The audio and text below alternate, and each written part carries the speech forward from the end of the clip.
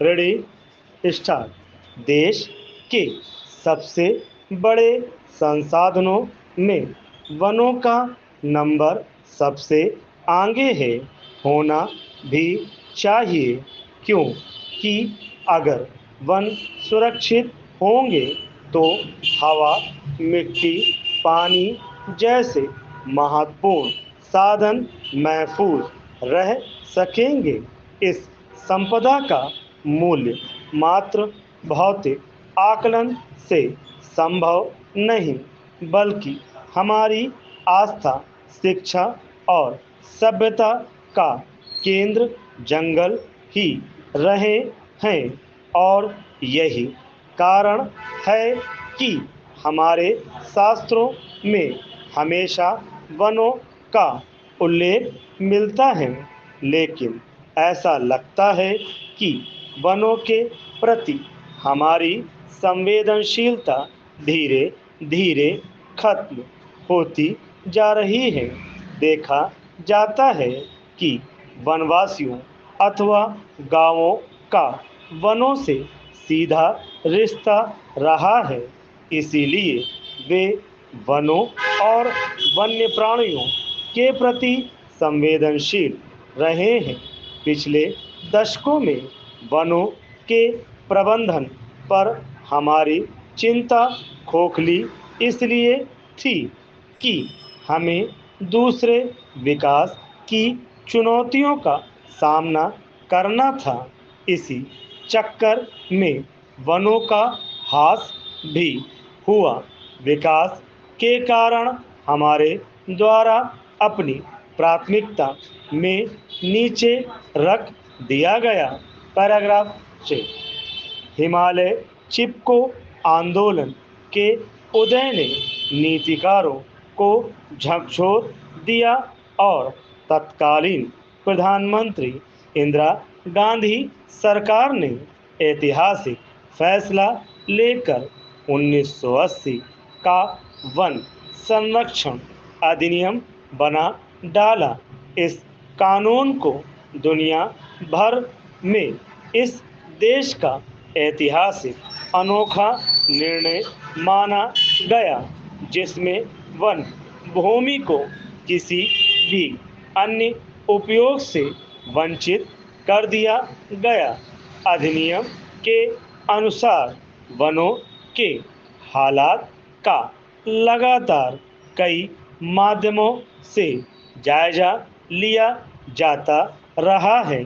मुख्य दायित्व भारतीय वन सर्वेक्षण का होता है, जो वनों के हालत, वन अग्नि आदि पर अपनी सालाना रपट बनाता रहा है।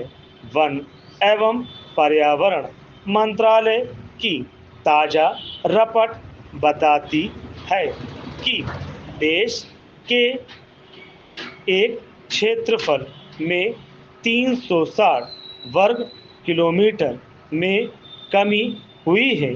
साफ जाहिर है कि घटते वनों का मुद्दा राष्ट्रीय बहस से गायब है, क्योंकि जो वनों के अभाव में मिट रहे हैं, उनकी आवाज़ घुट रही है।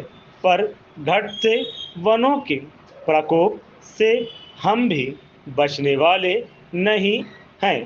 पैराग्राफ 6। पुराने जमाने में कुएं, तालाब हर दूरी पर हुआ करते थे। वन और चारागाह हुआ करते थे। बाग बगीचे घरों के करीब हुआ करते थे। पशुओं से माहौल आनंदित और प्राकृतिकमय रहता था। आज ऐसा लगता है कि उत्तर से लेकर दक्षिण तक, पूरब से लेकर पश्चिम तक आज कुदरती जंगलों का अत्यधिक दोहन हो रहा है। हम जानते हैं कि हिमालय भूकंप क्षेत्र के तहत माना जाता है। प्राकृतिक संरक्षण कर सभी जीव जंतु सुरक्षित रह सकते हैं।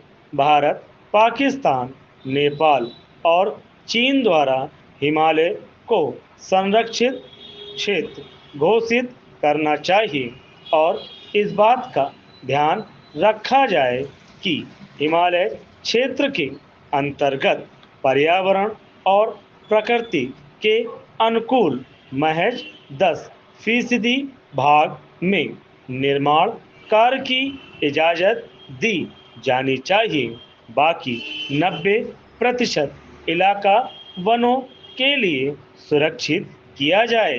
हम आज भी देख रहे हैं कि देश के अंदर धर्म के नाम पर कारोबार हो रहा है। धर्म का संबंध आचरण से होता है। धर्म हमारे आचरण में आज भी नहीं है। इससे इनकार नहीं किया जा सकता कि इस बात पर गंभीरता से विचार करने की आवश्यकता है।